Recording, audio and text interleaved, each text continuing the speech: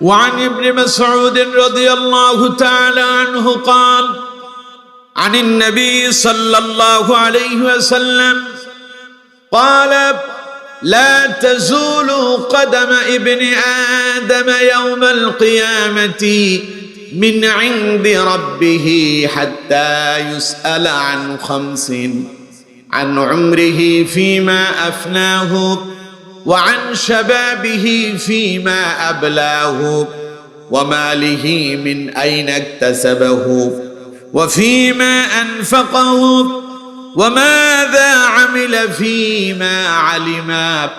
رواه الترمذي। আমার বন্ধুগণ, হাদিসটি তিরমিজি শরীফের ভেতরে এসেছে 2416 নম্বর হাদিস। হাদিসটি বর্ণনা করেছেন রাসূল করিম সাল্লাল্লাহু আলাইহি ওয়াসাল্লামের একান্ত প্রিয় কাছের সাহাবী, যাকে রাইসুল মুফাসসিরিন বলা হয়, যার কণ্ঠের কোরআন তিলাওয়াত শোনার জন্য রাসূলুল্লাহ বলেছিলেন, নবীজি বলেছিলেন, তোমরা কোরআনুল কারীম যেইভাবে নাজিল হয়েছে সেইভাবে যদি শুনতে চাও তাহলে আমার এই সাহাবী হযরত আব্দুল্লাহ ইবনে মাসউদ রাদিয়াল্লাহু তাআলা আনহুর কণ্ঠে কোরআনুল কারীমের তিলাওয়াত শ্রবণ করো। সুবহানাল্লাহ। হাদিস বর্ণনা করছেন যে সাহাবী, তার নাম হযরত আব্দুল্লাহ ইবনে মাসউদ রাদিয়াল্লাহু তাআলা আনহু। তিনি ছিলেন তিনি মুফাসসির নন, তিনি ছিলেন রাইসুল মুফাসসিরিন। এই যে তাফসীর মাহফিল হচ্ছে, এই তাফসীর কোরআনুল কারীমের তাফসীরের ব্যাখ্যা যিনারা করেছেন তাদের নেতা হচ্ছেন হযরত আব্দুল্লাহ ইবনে মাসউদ রাদিয়াল্লাহু তাআলা আনহু। পড়েন সুবহানাল্লাহ। সে হাদিস বর্ণনা করছেন হযরত আব্দুল্লাহ ইবনে মাসউদ রাদিয়াল্লাহু তাআলা আনহু। হাদিসটির ভেতরে নবী করিম সাল্লাল্লাহু আলাইহি ওয়াসাল্লাম বলছেন, قال لا تزول قدم ابن آدم يوم القيامة من عند ربه حتى يسأل عن 5। রাসূলুল্লাহ বলেছেন, কিয়ামতের দিন সমস্ত মানুষ যখন আল্লাহর সামনে দণ্ডায়মান হবে, যতক্ষণ পর্যন্ত মানুষ থেকে 5টা প্রশ্নের জবাব আল্লাহ তাআলা না নিচ্ছেন, বান্দা যতক্ষণ পর্যন্ত 5টি প্রশ্নের জবাব দিতে না পারবে ততক্ষণ পর্যন্ত এক কদম নড়াচড়া করার ক্ষমতা তার থাকবে না। হাদিসের তাহলে মূল আলোচনা আজকে কি? আজকের মূল আলোচনার আলোচ্য বিষয় হলো কিয়ামতের দিন যে 5টি প্রশ্নের সম্মুখীন আমাদের সকলকেই হতে হবে। এখানে কে আলেম, কে জালেম, কে শিক্ষিত, কে অশিক্ষিত, কে ধনী, কে গরিব, কে নেতা, কে কর্মী, কে কালো, কে সাদা, কোনো ভেদাভেদ থাকবে না। আল্লাহর সামনে আমাদের সবাইকে কিয়ামতের দিন দণ্ডায়মান হতে হবে, এতে কোনো সন্দেহ আছে?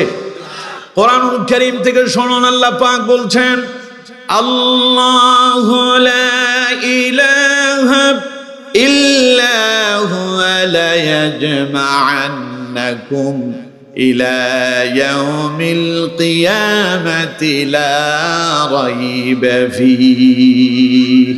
আল্লাহ পাক বলছেন, দুনিয়ার মানুষেরা শোনো, আল্লাহ তোমাদেরকে শোনায়া দিচ্ছেন, আল্লাহু লা ইলাহা ইল্লাহু, যিনি ছাড়ার কোনো ইলাহ নাই, যিনি ছাড়ার কোনো আইন দাতা নাই, বিধান দাতা নাই, রিজিক দাতা নাই, হায়াত দাতা নাই, মৃত্যু দাতা নাই।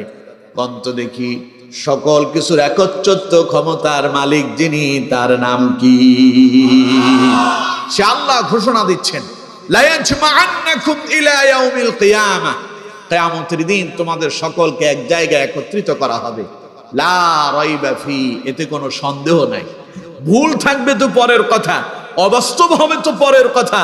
আল্লাহ বলছেন লা রাইবা ফি, এতে কোনো সন্দেহই নাই।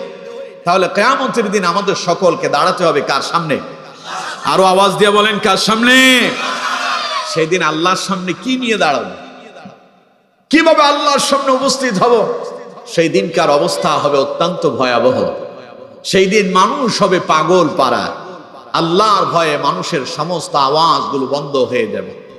আল্লাহ রাব্বুল আলামিন বলছেন, ইয়াউমা ইযি ইয়াত্তাবিউনা আদ-দাঈয়া লা ইওয়াজা লাহু ওয়া খাশআতিল আসওয়াতু লির-রাহমানি ফালা তাসমাউ ইল্লা হামসা।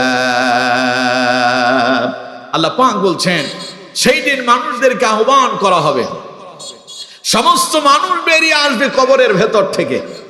যারা সমুদ্রের ভেতরে ডুবে গেল ওরাও জীবিত হয়ে বেরিয়ে আসবে। যারা মাছের খাবার হয়েছিল সমুদ্রের ভেতরে তারাও বেরিয়ে আসবে। যাদেরকে আগুনের ভেতরে সীতার ভেতরে পোড়া দেওয়া হলো তারাও বেরিয়ে আসবে। যাদেরকে কবরের ভেতরে রেখে দেওয়া হয়েছে, দাফন করা হয়েছে, তারাও বেরিয়ে আসবে। সব মানুষগুলো আল্লাহর সামনে দণ্ডায়মান হয়ে যাবে।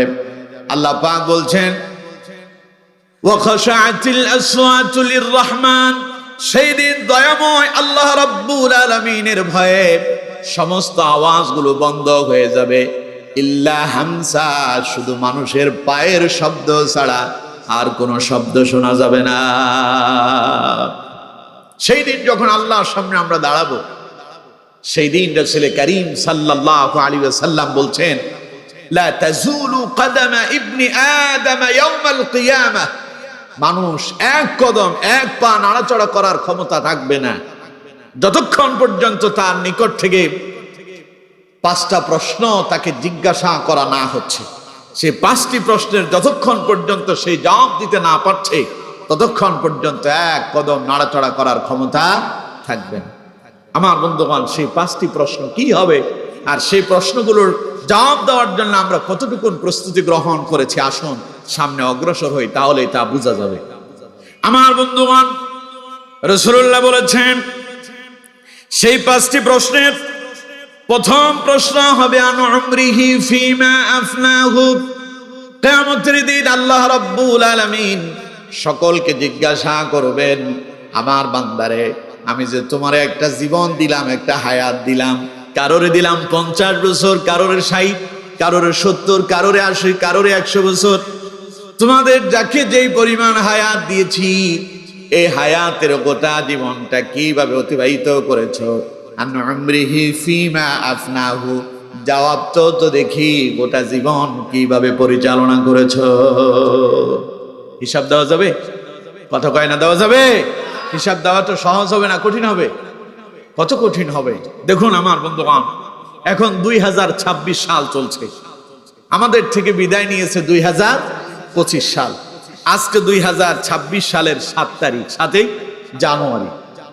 তো বিগত 2026 সাল 2025 সাল আপনাকে যদি জিজ্ঞাসা করা হয় বিগত 2025 সালের জানুয়ারি মাসের 7 তারিখ থেকে আজকের 2026 সালের 7 তারিখ পর্যন্ত এই 365 দিন, 12 মাস, 1 বছর, এই গোটা বছরটাতে আপনি কি কি কাজ করেছেন, ভালো এবং মন্দ কতটুকু করেছেন, কোন বেলা কি খাবার খেয়েছেন, কোন দিন কি কাজ করেছেন, নামাজ কয় ওয়াক্ত জামাতের সাথে আদায় করেছেন, কয় ওয়াক্ত একাকী আদায় করেছেন, কয় ওয়াক্ত নামাজ ছেড়ে দিয়েছেন, কয় ওয়াক্ত কাজা করেছেন, এবং গোটা 1 বছরের হিসাব যদি আপনার কাছে নিতে চাওয়া হয়, আমার বন্ধুগণ, সেই 1 বছরের হিসাব কি আমরা কেউ দিতে পারবো?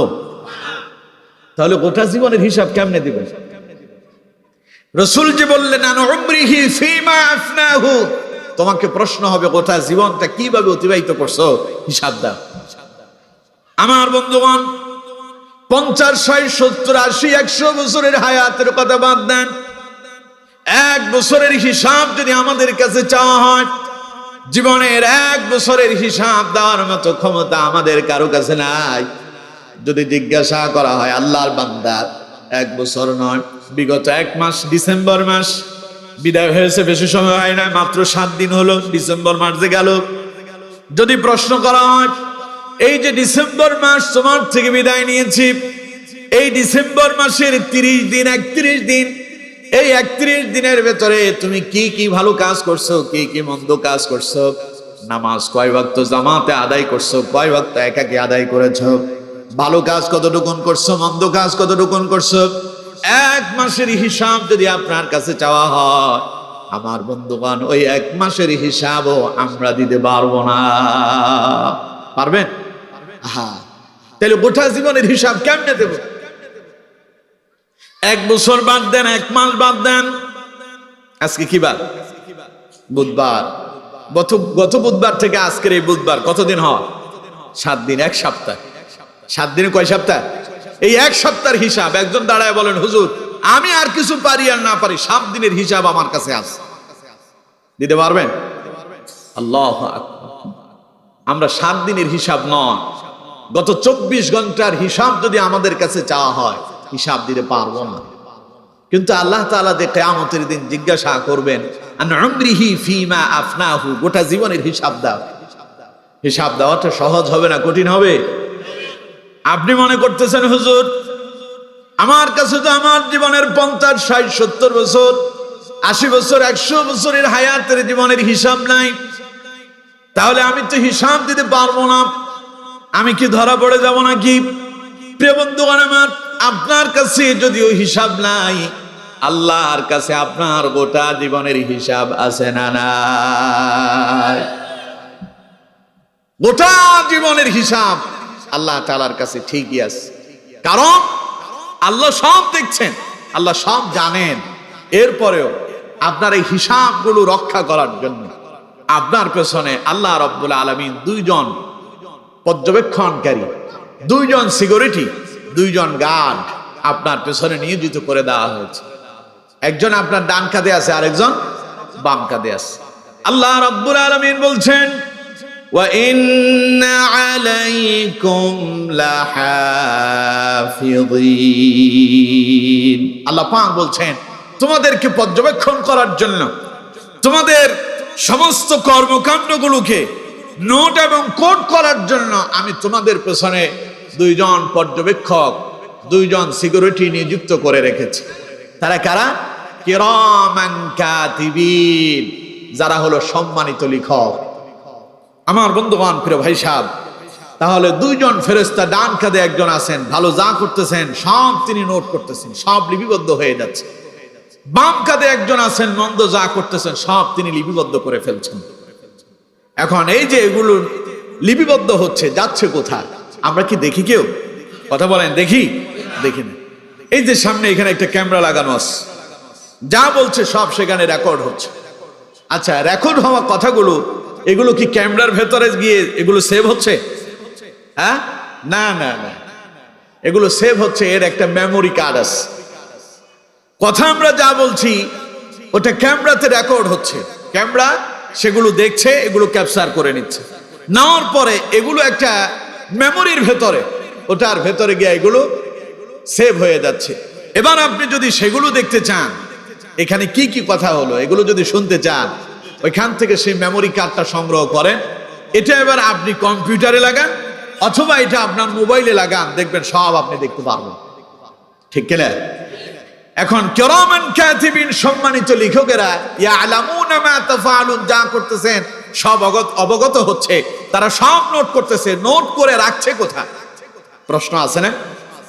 আমার বন্ধুগণ, আল্লাহ রাব্বুল আলামিন বলছেন দূরে কোথাও রাখা হচ্ছে না। তোমার জীবনের সমস্ত কৃতকর্ম, তোমার জীবনের সমস্ত কাজকর্ম, কথাবার্তা যা তুমি করতেছো সব তারা অবগত হয়ে যাচ্ছে, সব তারা রেকর্ড করে ফেলতেছে। এই রেকর্ড করে সেগুলো তোমাদের দেহের ভেতরে, তোমাদের গলার ভেতরে সবগুলো আল্লাহ রাব্বুল আলামিন মেমোরি আকারে তা রেকর্ড করে সেভ করে রেখে দিয়েছে। সূরা বনী ইসরাঈলের ভেতরে আল্লাহ রাব্বুল আলামিন সেই কথাটা অত্যন্ত চমৎকার ভাবে তুলে ধরেছেন। আল্লাহ পাক বলছেন ওয়া কুল্লা ইনসানিন আলজামনাহু তায়রাহু ফি উনুকি ওয়া নুখরিজ লাহু ইয়াওমাল কিয়ামাহ ونخرج له يوم القيامة كتابا يلقاه منشورا। কথাকার চিল্লায় বলেন কথাকার। আল্লাহ পাক বলছেন ওয়া কুল্লা ইনসানিন আলজামনাহু তায়রাহু ফি উনুকি। ও দুনিয়ার মানুষেরা শোনো, তোমরা যা করতেছো, তোমাদের সমস্ত কৃতকর্মগুলোকে আমি আল্লাহ রাব্বুল আলামিন কোড করে নোট করে তোমাদের গ্রীবালগ্ন করে দিয়েছি। এই যে আপনার গলার ভেতরে হাত দিয়া দেখেন একটা কণ্ঠনালী আছে না নাই? এই কণ্ঠনালীকে ফি উনুকি বলা হয়েছে। গোটা জীবনের সমস্ত কর্মকাণ্ডগুলোকে আল্লাহ রাব্বুল আলামিন যা যা করতেছেন, নামাজ পড়তেছেন, গান বাজনা শুনতেছেন, সিনেমা দেখতেছেন, মন্দ কাজ করতেছেন, ভালো কাজ করতেছেন, সবগুলো কোট করে আপনার গলার ভেতরে, এই কণ্ঠনালীর ভেতরে আল্লাহ রাব্বুল আলামিন সবগুলো মেমোরি আকারে তিনি সেট করে রেখেছেন। এরপরে আল্লাহ রাব্বুল আলামিন বলছেন, ওয়া নুখরিজ লাহু ইয়াউমাল কিয়ামাতি কিতাবান ইয়ালকাহু মানশুরা। কিয়ামতের দিন গলার ভেতর থেকে এই মেমোরি কার্ডটা বের করা হবে। ওয়া নুখরিজ লাহু ইয়াউমাল কিয়ামাতি কিতাবান ইয়ালকাহু মানশুরা, উন্মুক্ত কিতাব আকারে সেই দিন এটা তোমার সামনে উপস্থাপন করা হবে। গোটা জীবনের যা তুমি করছো, ভালো আর মন্দ, সব কিছু উন্মুক্ত করে তোমার সামনে তা দেখানো হবে। আল্লাহর কাছে আছে না নাই?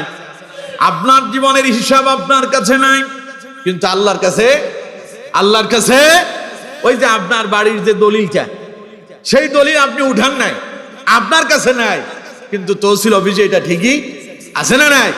তা আপনি যা যা করতেছেন, আপনি মনে করতেছেন আপনার কাছে নাই, আল্লাহ কয় তোমার ভেতরে সেটাকে আমি সংরক্ষিত করে রেখেছি, কিয়ামতের দিন সেটা আবার তোমারে আমি দেখায় দেব। সুবহানাল্লাহ।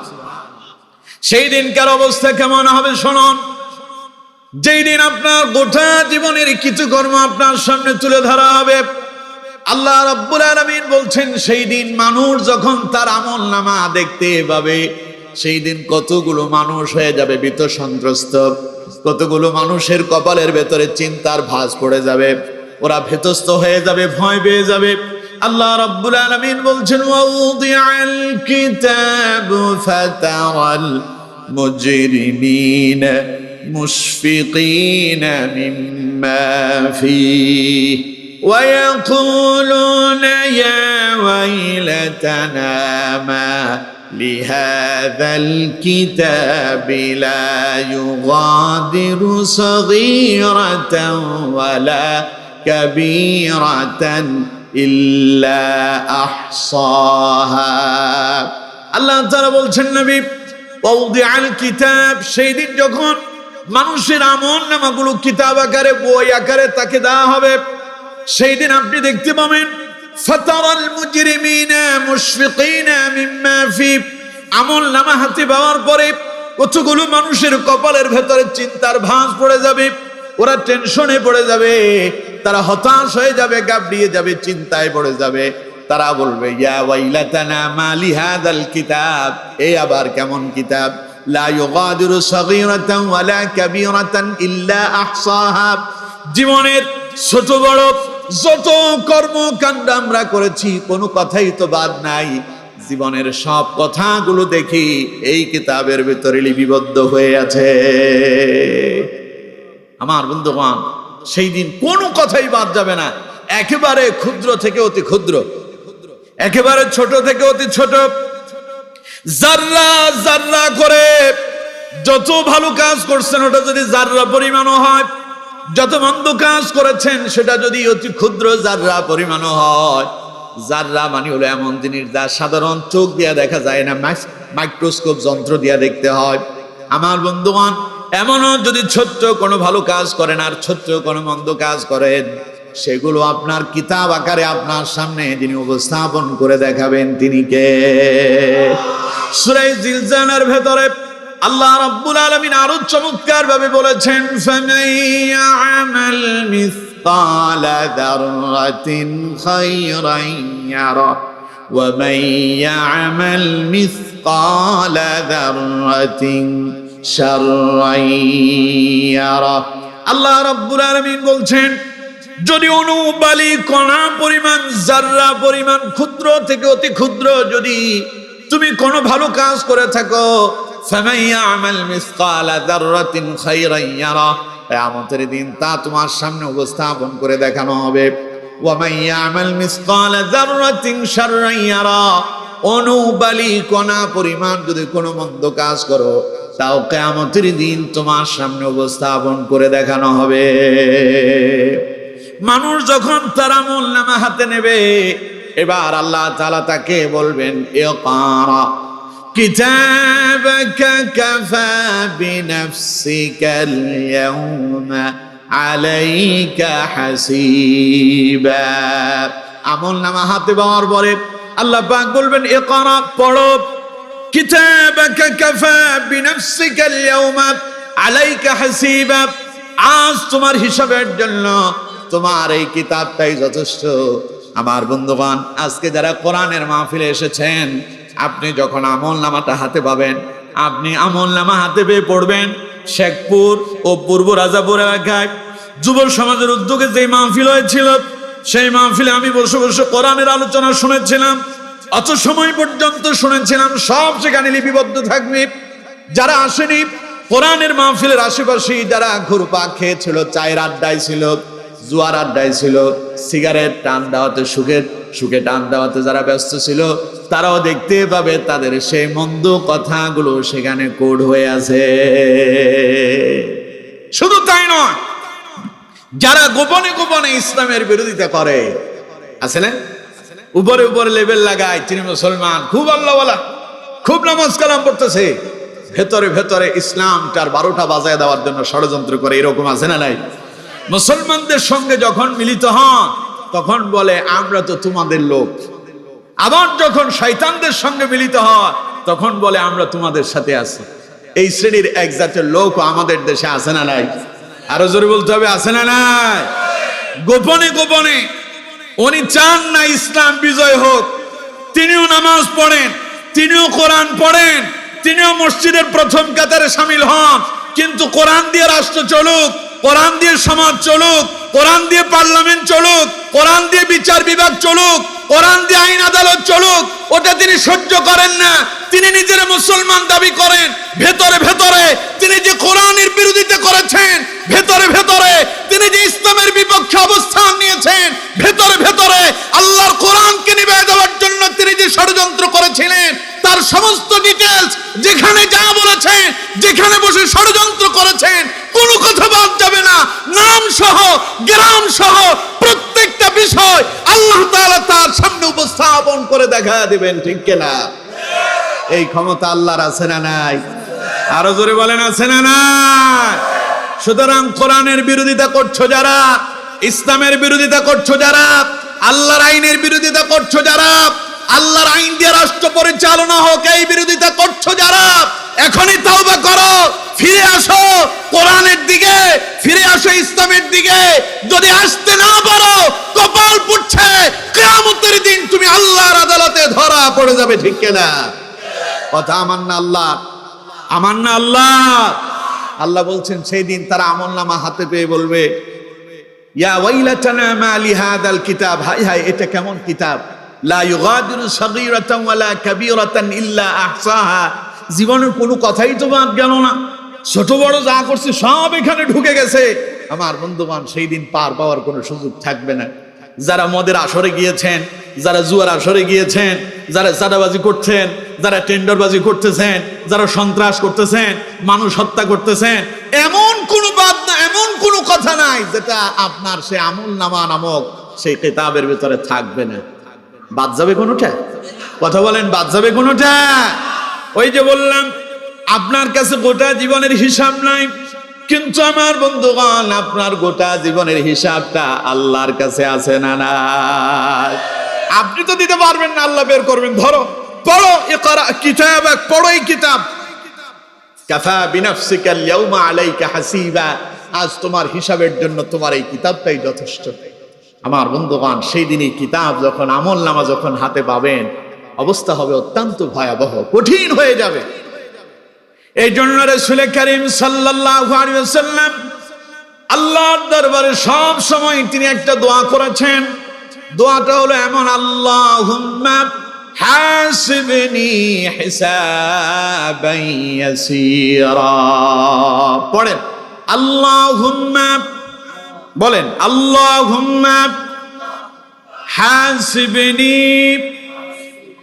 হিসাবান ইয়াসীরা। এ দোয়া কে করেছেন? রাসূলুল্লাহ। কে?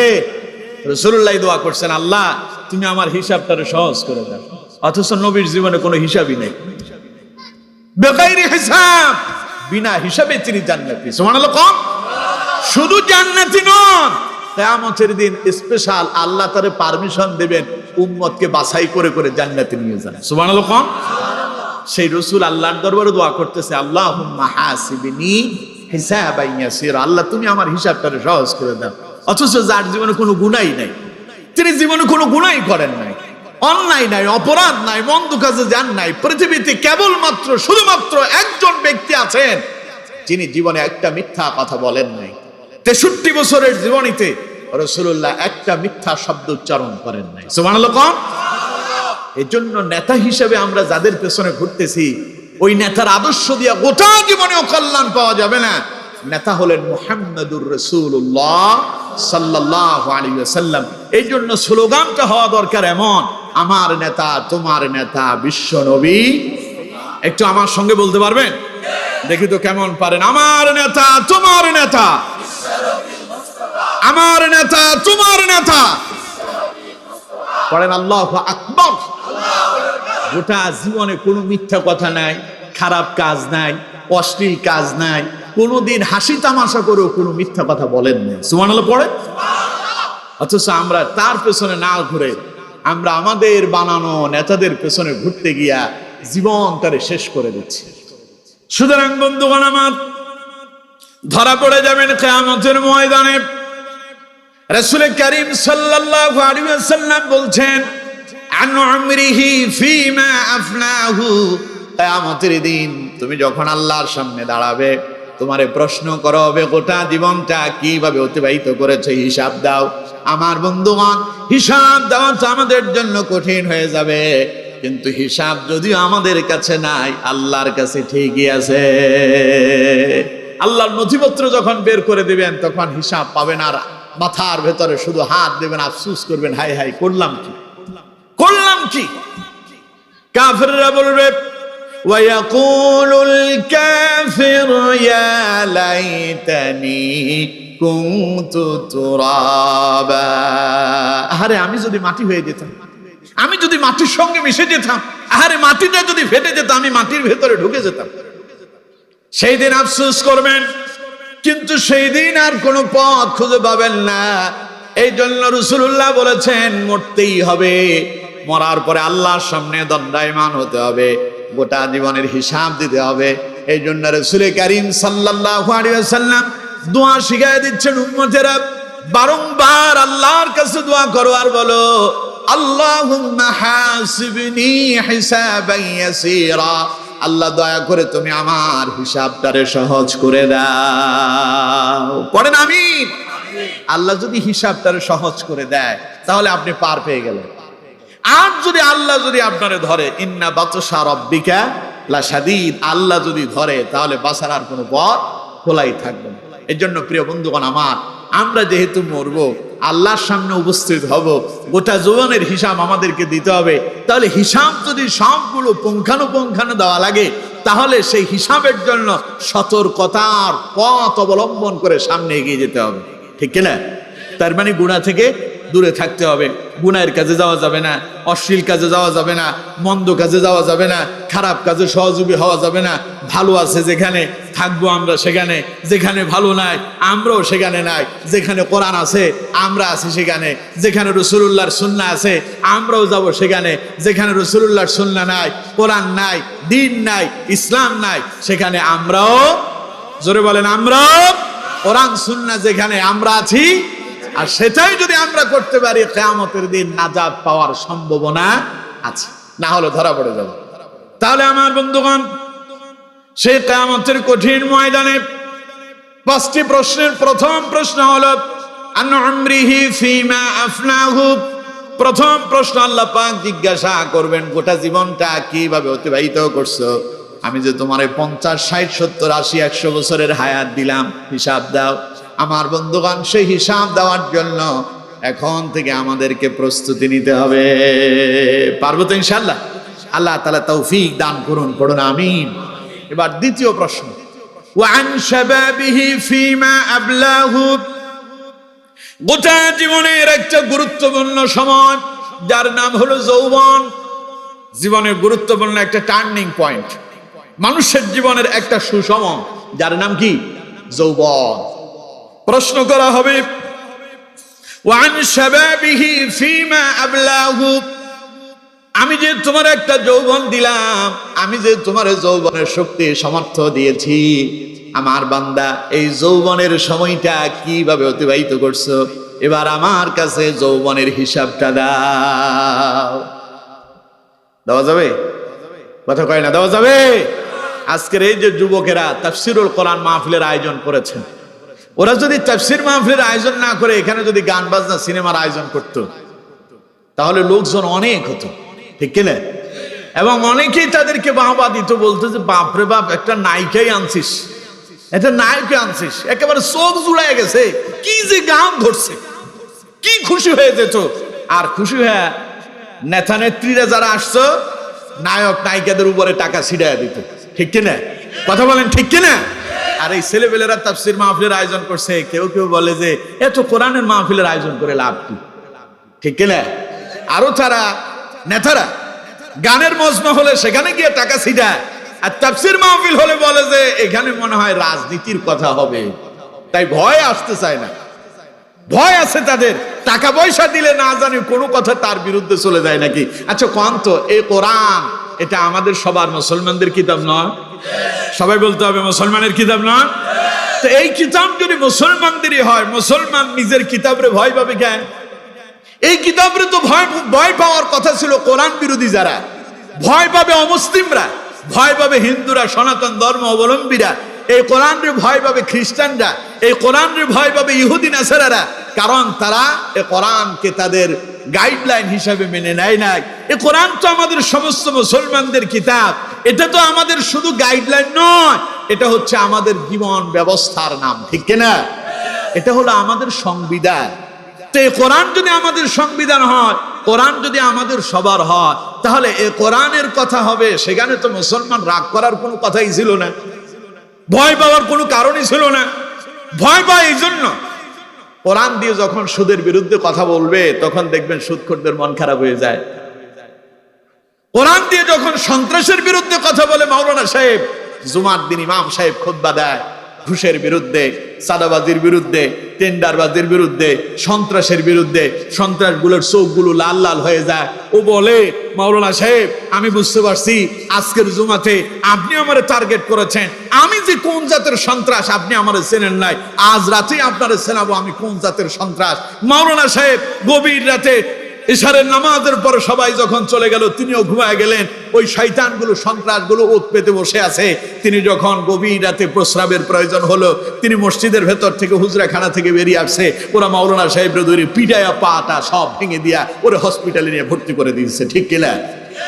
কারণ আমি যে কোন জাতের সন্ত্রাস আপনি আমার বিরুদ্ধে বলেছেন। আসলে কোরআন কি সন্ত্রাসদের পক্ষে না বিপক্ষে? কোরআন চাঁদাবাজের পক্ষে না বিপক্ষে? কোরআন গান বাজনার পক্ষে না বিপক্ষে? কোরআন কি মানুষকে গান বাজনার প্রতি উদ্বুদ্ধ করে না গান বাজনার বিরুদ্ধে বলে? কথা কয় না? কোরআন গান বাজনার পক্ষে না বিপক্ষে? কোরআন সন্ত্রাসের বিরুদ্ধে, কোরআন চাঁদাবাজের বিরুদ্ধে, কোরআন টেন্ডারবাজের বিরুদ্ধে, কোরআন সুদের বিরুদ্ধে, কোরআন জুয়ার বিরুদ্ধে, কোরআন মদের বিরুদ্ধে। এই জন্য কোরআন দিয়ে যখন এই সমস্ত গুলার বিরোধিতা করা হয়, যারা ওগুলোর সাথে যারা সম্পৃক্ত থাকে তারা মনে হয় যে মাওলানা সাহেব আমারে বলে, ঠিক কিনা? তো মাওলানা সাহেব তোমারে বললো আল্লাহর কোরআন দিয়া, কোরআন বলছে এই কাজ করা যাবে না, তোমারও তো হুঁশিয়ার হওয়ার দরকার ছিল। আমি মুসলমান, আমি কি করে গান বাজনা শুনি? আমি মুসলমান, আমি কি করে জুয়ার আসরে যাই? আমি মুসলমান, আমি কি করে মদের আসরে যাই? আমি মুসলমান, আমি কি করে সিনেমা দেখি? আমি মুসলমান, আমি কি করে গান শুনি? আমি মুসলমান, আমি কি করে সন্ত্রাস করি? আমি মুসলমান, আমি কি করে চাঁদাবাজির বিরুদ্ধে ভিতরে ঢুকে যাই? আমার তো এটা কর্মকাণ্ড ছিল না। আল্লাহর কোরআন আমাকে নিষেধ করছে, আমাকে কোরআনের আইন বাস্তবায়ন করার জন্য সেগুলো ছেড়ে দিয়া কোরআনের সুশীতল ছায়া তলে আসার দরকার ছিল, ঠিক কিনা? কিন্তু বরং আমরা তার ব্যতিক্রম উল্টো হয়ে যাই। আমার বন্ধুগণ, সুতরাং মনে রাখবেন, রাসূল করিম সাল্লাল্লাহু আলাইহি ওয়াসাল্লাম বলছেন, কিয়ামতের দিন আল্লাহ রাব্বুল আলামিন তার বান্দাদেরকে প্রশ্ন করবেন, ওয়া আন শাবাবিহি ফিমা আবলাহু। বান্দা, আমি না তোমার একটা যৌবন দিয়েছিলাম, এই যৌবনের শক্তি সমর্থ কোন কাজে ব্যয় করেছো? হিসাব দাও আমার কাছে। আমার যুবক বন্ধুরা, একটু নিজের জীবনের সঙ্গে মিলায়া দেখেন, যৌবনে আপনি কি করতেছেন, যৌবনের হিসাবটা আল্লাহর কাছে কেমনে দেবেন? আগে বললেন গোটা জীবনের হিসাব নেব, এবার বললেন ওয়ান শাবাবিহি ফিমা আবলাহু, যৌবনের হিসাব দিতে হবে। কারণ মানুষের জীবনে সবচাইতে গুরুত্বপূর্ণ একটা সময়ের নাম হলো যৌবন। যৌবন আছে যতদিন, বল আছে, কথা কয় না, বল আছে, বল তো আপনারা বুঝেন, এটা তো আপনাদের নোয়াখালীর ভাষা। যৌবন আছে যতদিন, বল আছে, শক্তি আছে। যৌবন নাই, শক্তিও নাই। ওই যে বৃদ্ধ লোক যারা বসে আছে, জিজ্ঞাসা করেন এখন কেমন পারেন, যৌবনে কেমন ছিলেন? যৌবনে 2-4-10টা তো আমার কাছে কিছুই ছিল না, ঠিক কিনা? এখন দেখেন লাঠি একটার উপর বর দিয়ে চলে, 2 পা সামনে দিলে 10 মিনিট দাঁড়ায় থাকা লাগে। পানির গ্লাস নিয়ে খেতে পারে না, পানির গ্লাস হাতে নিলে হাত থেকে কেঁপে কেঁপে পানিগুলো পড়ে যায়। যৌবন নাই, এই দেহের মূল্যও নাই। যখন তার যৌবন শক্তি ছিল, ছেলে তারে আব্বু বলে ডাকতো, স্ত্রী তারে স্বামী বলে, জান বলে সম্বোধন করত, প্রিয়তম বলে সম্বোধন করত। এখন যৌবন চলে গেছে, ছেলে এখন আর আব্বু বলে না, এখন বলে বুড়িয়া, ঠিক কিনা? মায়ের এখন আর সেই যৌবনের শক্তি নাই, এখন হয়ে গেছে বুড়ি। আহারে, যৌবনে বাপে যখন কর্ম করে উপার্জন করে খাওয়াইছিল, তখন খুব জন্মের মতো খাইছিল। এখন বাপের শক্তিও শেষ, এখন বাপের দামও শেষ। তার মানে যৌবন যতক্ষণ আছে, আপনার দামও ততক্ষণ আছে। জীবনের শুরু থেকে আপনি কি যৌবনের শক্তি সমর্থন নিয়ে আসছিলেন? কথা কয় না, আসছিলেন? যৌবনটা জীবনের মাঝামাঝি সময়, শুরুও নাই শেষও নাই, শুরুও নাই শেষও নাই, মাঝখানে আল্লাহ তাআলা একটা শক্তি দিয়েছেন। আল্লাহ রাব্বুল আলামিন বলছেন, আল্লাহুল্লাযী খালাকাকুম মিন দু'ফিন সুম্মা জাআলা মিন বা'দি দু'ফিন কুওয়াতিন সুম্মা জাআলা মিন বা'দি কুওয়াতিন দু'ফান ওয়া শাইবা। কথা কার? চিল্লায় বলেন, কথা কার? আল্লাহ রাব্বুল আলামিন বলছেন, দুনিয়ার মানুষেরা, আল্লাহুল্লাযী খালাকাকুম মিন দু'ফিন, আমি তো তোমার অত্যন্ত দুর্বল করে তৈরি করেছিলাম। যেই দিন তুমি দুনিয়া আসছিলা খুব দুর্বল ছিলা। আল্লাহ রাব্বুল আলামিন বলছেন, এত দুর্বল করে তোমারে বানালাম, শীত হয়ে শুয়ে আছো, ওয়া মা করে কান্না করা ছাড়া তোমার কোনো পথ খোলা ছিল না। না ডান দিকে কাজ হতে পেরেছো, না বাম দিকে কাজ হতে পেরেছো, শীত হয়ে শুয়ে আছো, কিছুই করতে পারো না। পায়খানা প্রস্রাব করে দিয়া তার উপরে শুয়ে আছো, সব গায়ের ভিতরে মেখে ফেলেছো, কিন্তু ছুটতে পারলা না, জায়গাটা থেকে ভিন্ন জায়গায় যেতে পারো নাই, এত দুর্বল করে তোমারে বানালাম। সুম্মা জাআলা মিন বা'দি দু'ফিন কুওয়া, অতঃপর আমি আল্লাহ রাব্বুল আলামিন আস্তে আস্তে তোমার এই দুর্বলতা দূর করলাম। তুমি যেই মানুষটা শীত হয়ে শুয়ে থাকতে, আমি তোমার এবার কাত হওয়ার সুযোগ দিয়েছি। ছোট্ট বাচ্চাটা প্রথম শীত হয়ে থাকে, 2-3 মাস যাওয়ার পরে দেখবেন বাচ্চা এবার কাত হতে পারে। আমার বন্ধুগণ, কোন তো দেখি শীত হওয়া থেকে কাত হওয়ার শক্তি যিনি দিলেন তিনি কে? আরো 2-1 মাস যাওয়ার পরে এটা উপর হইতে পারে। এরপরে আল্লাহ রাব্বুল আলামিন বলেন, সুম্মা জাআলা মিন বা'দি দু'ফিন কুওয়া, শক্তি দিলাম, এবার তুমি আস্তে আস্তে দাঁড়াবে। দাঁড়ানোর আগে তোমারে চলতে হবে, আমি তোমারে চলা শিখালাম। 2 হাতের উপরে ভর দিয়ে, হাঁটুর উপরে ভর দিয়া এবার তুমি আস্তে আস্তে হামাগুড়ি দিয়া সামনের দিকে চলতে থাকো। আপনাদের লক্ষ্মীপুরের ভাষায় বলে আইরকাই চলে, নাকি? আইরকাই চলে। এই যে আইরকানি কে শিখাইল? বন্ধ, দুনিয়া আসার সঙ্গে সঙ্গে কি আইরকাইতে পারছিল? আমার বন্ধুগণ, আল্লাহ পাক বললেন, আমি আস্তে আস্তে তোমার সব জড়তা দূর করলাম, দুর্বলতা দূর করলাম। হাতের উপরে ভর দিয়া চলতা, হাঁটুর উপরে ভর দিতা। আমি বললাম এবার তোমারে আরেকটু শক্তি দিলাম, আর হাঁটুর উপরে ভর দিয়ে চলতে হবে না, আস্তে আস্তে দাঁড়ানো শিখালাম। তুমি যখন খাটের কাছে যেতে, সামনে কোনো খুঁটি পেতে, সামনে একখান চেয়ার পেতে, সেটা ধরে তুমি দাঁড়ায়া যেতে। আমি বলতাম, আমার বান্দা এবার একটু হাতটা ছেড়ে দাও। বান্দা হাতটা ছেড়ে দেয়। ছোট্ট বাচ্চা হাত ছেড়ে দিয়া 2-1 সেকেন্ড দাঁড়ায় থাকে, এরপরে শীত হয়ে পড়ে যায়। পড়ার পরে ছোট্ট বাচ্চা কিন্তু কান্না করে না, পরে পড়ে গেল, পড়ার পরে একটা হাসি দেয়। সামনে যারা আছে ওদেরকে হাসি দিয়া বোঝাতে চায়, তোমরা জানো না আমার একজন সাহায্য করতেছেন, আমি যে পড়তেছি এই পড়া না, পড়তে পড়তে আমি শক্ত হয়ে যাব। পড়ে গেল, হাসি দিয়ে আবার উঠে দাঁড়ালো, আবার খুঁটি ধরে দাঁড়ায় হাসতেছে, বুঝাতে চাই দেখো আমি আবার দাঁড়ায় গেলাম। আবার দাঁড়ালো, এবার এক কদম দুই কদম করে সামনে হাঁটার জন্য আল্লাহ তারে আরেকটু শক্তি দিলেন। এবার সে এক দুই কদম করে করে সামনের দিকে হাঁটতে চায়, আবার পড়ে যায়। পড়ার পরে আবার হাসি দিয়া উঠে দাঁড়ায় যায়, আবারও হাঁটতে থাকে। এইভাবে এক দুই কদম করে হাঁটতে হাঁটতে একটা সময় সে হাঁটা শিখে যায়। অন্ত দেখি এই হাঁটার জ্ঞান কি তার বাপে দিয়েছে নাকি, মা দিয়েছে নাকি? মা কি শিখাই দিয়েছে, আব্বা তোমার প্রথমে তোমার হামাগুড়ি দিতে হবে, হাতের উপর ভর দিতে হবে, হাতের উপর ভর দিতে হবে, এরপরে তোমার এইভাবে দাঁড়াতে হবে, এরপরে তোমার এক কদম দুই কদম করে হাঁটতে হবে। কেউ শিখায় দেয় নাই। অন্ত দেখি এই জ্ঞান যিনি দিয়েছেন তিনি কে? আল্লাহ পাক বলছেন আল্লামাল ইনসানা মা লাম ইয়ালাম। আমি মানুষদেরকে এমন বিষয় সম্পর্কে শিক্ষা দিয়েছি, জ্ঞান দিয়েছি যা মানুষ কখনো জানতোই না। সে জানতো না সে যে শীত হয়ে পড়ে আছে, কিভাবে সে দাঁড়াবে, সে কিভাবে হাঁটবে, কিভাবে সে চলবে, কিভাবে সে খাবার খাবে। আমার বন্ধুগণ, এই অজানা বিষয়গুলো যিনি জানায়া দিলেন তিনি কে? এইভাবে একটা সময় আপনি যখন একটা পূর্ণবয়স্ক হলেন, আপনার বয়স যখন 15 বছর হয়ে গেল, আল্লাহ রাব্বুল আলামিন বলেন এবার তোমার শরীরের ভেতরে আমি যৌবন নামক এক মহান আমি আল্লাহ পাক নিয়ামত ঢুকায়া দিলাম। তোমার পূর্বের যত দুর্বলতা আছে সব তোমার দেহ থেকে চলে গেল। সুম্মা জাআলা মিন বা'দি দু'ফিন কুওয়া, যৌবন দিয়া তোমাকে আমি আল্লাহ পাক শক্তি সমৃদ্ধ করে দিলাম। এখন যৌবন পাওয়ার পরে তোমার মাথা ঠিক নাই, তুমি বিশাল বড় নেতা, তোমার এখন অনেক পাওয়ার, তোমার পেছনে অনেক লোক হাতে, তোমার অনেক ক্ষমতা, তোমার ক্ষমতা এত হয়েছে তুমি অন্যায়ভাবে মানুষের জায়গা জমিন আত্মসাৎ করতেছো, ঘর বাড়ি আত্মসাৎ করতেছো, তুমি অন্যের ব্যাংক ব্যালেন্স আত্মসাৎ করতেছো। কেউ একজন তার বাড়ি বানাবে, তার নিজের জায়গার ভেতরে সে ঘর তৈরি করতে যায়, তুমি সেখানে গিয়া বলতেছো ঘর যদি বানাতে হয় আমাদেরকে পয়সা দিতে হবে, ঠিক কিনা? তুমি তোমার নিজের জায়গাটা, আপনি আপনার জায়গার ভেতরে একটু মাটি ভরাট করবেন, সেখানে আপনি বাড়ি ঘর তৈরি করবেন।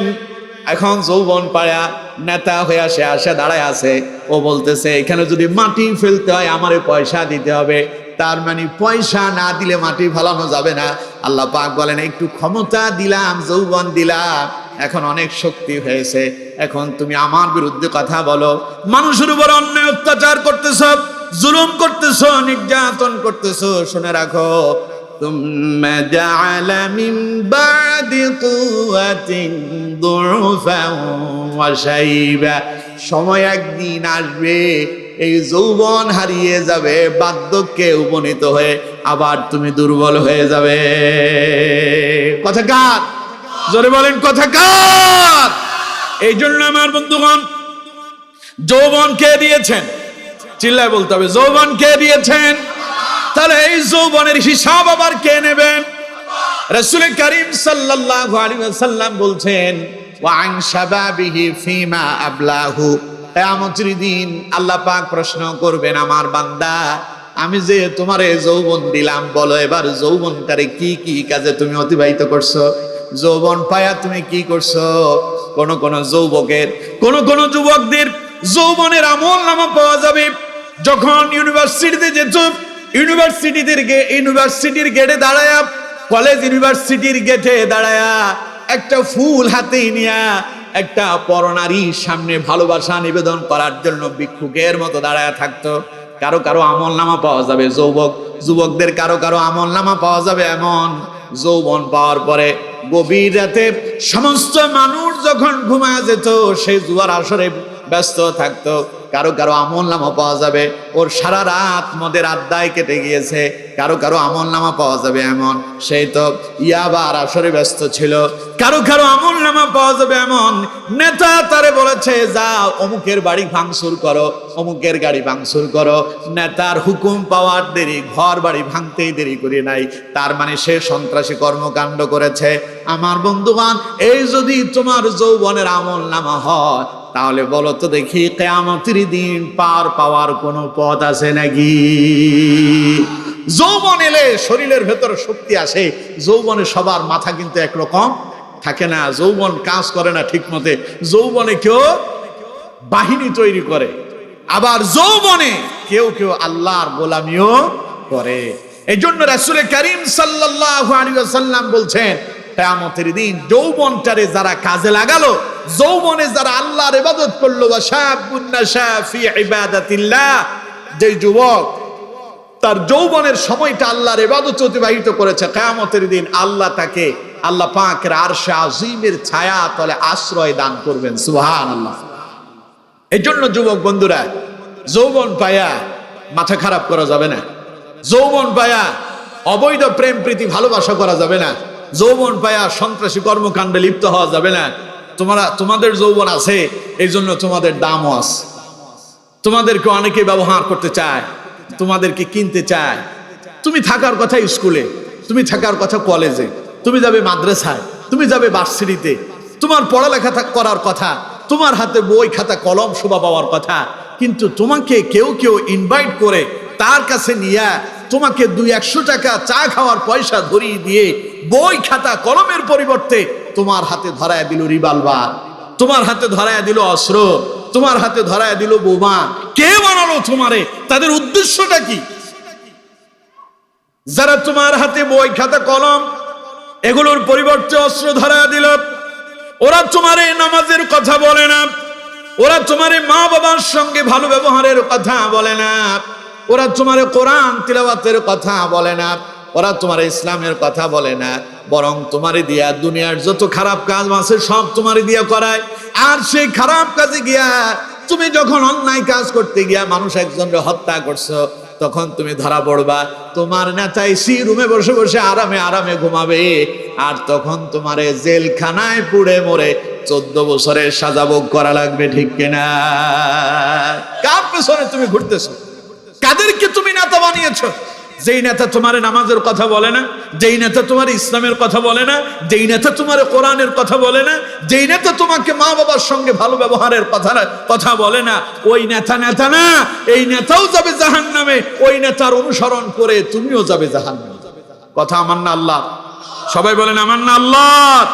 কোরআন থেকে শুনুন, আল্লাহ রাব্বুল আলামিন বলছেন وَقِيلَ لَهُمْ أَيْنَ مَا كُنْتُمْ تَعْبُدُونَ مِنْ دُونِ اللَّهِ هَلْ يَنْصُرُونَكُمْ أَوْ يَنْتَصِرُونَ। আল্লাহ তাআলা বলছেন কিয়ামতের দিন কিছু আসামিদেরকে ধরে আনা হবে। সেই আসামিদেরকে আল্লাহ রাব্বুল আলামিন জিজ্ঞাসা করবেন, وَقِيلَ لَهُمْ أَيْنَ مَا كُنْتُمْ تَعْبُدُونَ مِنْ دُونِ اللَّهِ। ও আসামিরা, তোমরা যারা আমি আল্লাহকে বাদ দিয়া অন্যদেরকে তোমাদের ইলাহ মনে করছিলা, আমার কথা বাদ দিয়া অন্যদের আনুগত্য করেছিলা, আমি বলেছি দৈনিক 5 ওয়াক্ত নামাজ ফরজ, আজান হয়ে গেল, মুয়াজ্জিন ডেকেছে হাইয়া আলাস সালাহ, মসজিদে ঢোকো, নামাজ পড়ো।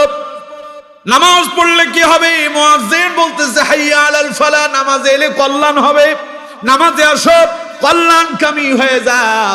তুমি নামাজে গেলা না, নামাজ আদায় করলা না, আল্লাহ তাআলা বলবেন ওয়াকিলা লাহুম আইনা মা কুনতুম তা'বুদুন। তারা কোথায়? যারা আমাকে বাদ দিয়ে অন্যদের ইবাদত করেছো, আমার আইনকে অমান্য করে নেতার আইনকে প্রাধান্য দিয়েছো। আমি তোমারে বলেছিলাম নামাজে ঢুকে যাও, আমি তোমারে বলেছি দৈনিক 5 ওয়াক্ত নামাজ ফরজ করছি, নামাজ আদায় করো, আমার আইন মানো নাই। নেতা বলেছে আজ সারা রাত নেতার সঙ্গে সময় দিতে হবে, সারা রাত নেতার পেছনে পেছনে ঘুরছো। আল্লাহ তাআলা বলবেন মিন দুনিল্লাহি হাল ইয়ানসুরুনাকুম আও ইয়ানতাসিরুন। আল্লাহ পাক বলবেন তারা আজ কোথায়?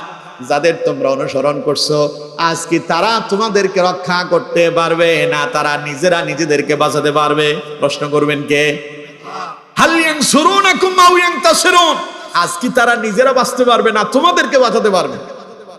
আমার বন্ধুগণ, সেই দিন আল্লাহ রাব্বুল আলামিন ওই অপদর্থদেরকে, যারা কোরআন মেনে জীবন যাপন করে নাই, আল্লাহর আইন মেনে যারা জীবন যাপন করে নাই, নেতাটারে বেশি প্রাধান্য দিয়েছিল, সেই দিন আল্লাহ পাক বলবেন ফাকুবকিবু ফিহা হুম ওয়াল গাবুন, নেতা এবং কর্মী সবগুলোর জাহান্নামে ঢুকায় দাও।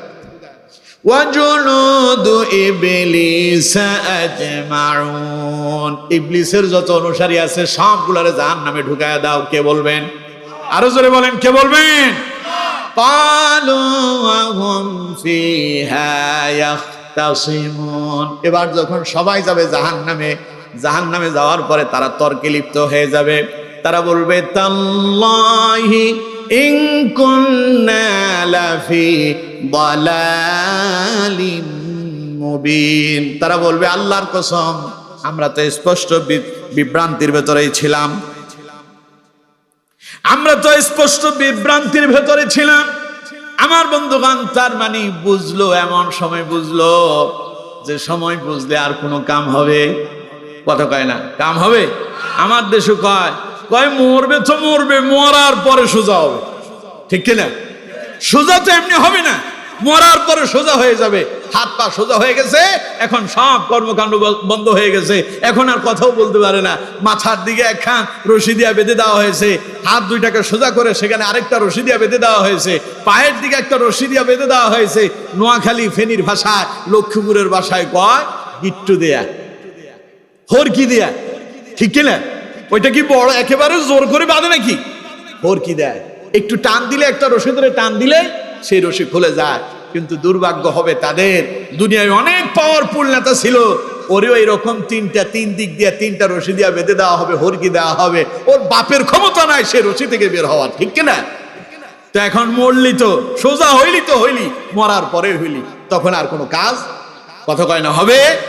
আল্লাহ তাআলা বলছেন সেই দিন যে সমস্ত লোকেরা আল্লাহর কথা প্রাধান্য না দিয়া তাদের দুনিয়ার মানব রচিত নেতাদের কথাকে বেশি প্রাধান্য দিয়েছিল, সেই দিন জাহান্নামে গিয়া বুঝবে আহারে আমরা তো বিভ্রান্তিতে ছিলাম।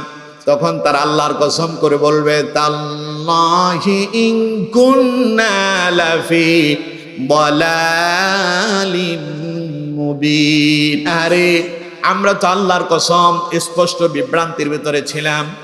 ইয নুসাউযিকুম বিরাব্বিল আলামিন, আমরা তো তাদেরকে সব মনে করতাম, সব ক্ষমতা তাদের হাতে, আমরা তো এমনটাই মনে করেছিলাম। ওয়ামা আযাল্লানা ইল্লাল মুজরিমুন, আমরা তো এই ধোঁকাবাজদের প্রতারণায় পড়ে আমরা শেষ হয়ে গেলাম। ফামা লানা মিন শাফিঈন, ফলে আজ আমাদের জন্য সুপারিশ করার তো কেউই নাই। ওয়ালা সাদীকিন হামিম, আজ তো আমাদের জন্য কোনো বন্ধুও নাই। ফালাউ আন্না লানা কাররাতান ফানাকুনা মিনাল মুমিনিন, আহারে আল্লাহ যদি আরেকবার যদি আমাদেরকে সুযোগ দিত, আমরা যদি আবার দুনিয়ায় যেতে পারতাম, তাহলে তো আমরা মুমিন হয়ে যেতাম। আমার বন্ধুগণ, সেই দিন আফসোস করে বলবে আহারে আরেকবার যদি হায়াত পেতাম, আল্লাহ যদি আমাদেরকে সুযোগ দিত, তাহলে তো আমরা দুনিয়ায় গেলে মুমিন হয়ে যেতাম। আফসোস করবে, দুনিয়া আসার আর কোন সুযোগ খোলা থাকবে? কথা বলেন, সুযোগ পাবে? এই জন্য যুবক বন্ধুরা তোমাদেরকে বলেছি, রাসূলুল্লাহ বলেছেন ওয়াশাবুন নাশা ফি ইবাদাতিল্লাহ, যে যুবক তার যৌবনে আল্লাহর ইবাদত করতে পারবে, সেই যুবকটাকে আল্লাহ পাক তার আরশে আজিমের ছায়া তলে কিয়ামতের দিন আশ্রয় দান করবেন। আর হাদিসের ভিতরে রাসূলুল্লাহ বললেন ওয়ান শাবাবিহি ফিমা আবলাহু, কিয়ামতের দিন আল্লাহ রাব্বুল আলামিন তোমার যৌবনের হিসাব নেবেন। এগুলো কয়টা? দুইটা। এক নাম্বার আন উমরিহি ফিমা আফনাহু, গোটা জীবনের হিসাব দাও। দুই নাম্বার ওয়ান শাবাবিহি ফিমা আবলাহু, তিন নাম্বার, বাকিগুলো খালি অর্থ বলবো আর বলবো না। তিন নাম্বার প্রশ্ন হবে ওয়ামালিহি মিন আইনা ইকতাসাবাহু, তোমার যে আল্লাহ রাব্বুল আলামিন তোমার যে বিশাল সম্পদ হয়েছে, বাড়ি হয়েছে, গাড়ি হয়েছে, এই সম্পদ কিভাবে উপার্জন করছো তার হিসাব দাও। ওয়া ফীমা আনফাকাহু, এই সম্পদ কিভাবে ব্যয় করেছো তারও হিসাব দিতে হবে। ওয়া মাযা আমিলা ফীমা আলিমা, দিনের জ্ঞান যতটুকু অর্জন করেছো সেই অনুপাতে কতটুকু আমল তুমি করেছো কিয়ামতের দিন যার কাছে জবাব দিতে হবে তিনি কে? আমরা তাহলে আজকের আলোচনায় কি শিখলাম? কিয়ামতের দিন আল্লাহ আমাদেরকে কয়টা প্রশ্ন করবেন? এক নাম্বার, গোটা জীবনটা কিভাবে অতিবাহিত করেছে। দ্বিতীয় প্রশ্ন, যৌবনটা কিভাবে অতিবাহিত করলাম।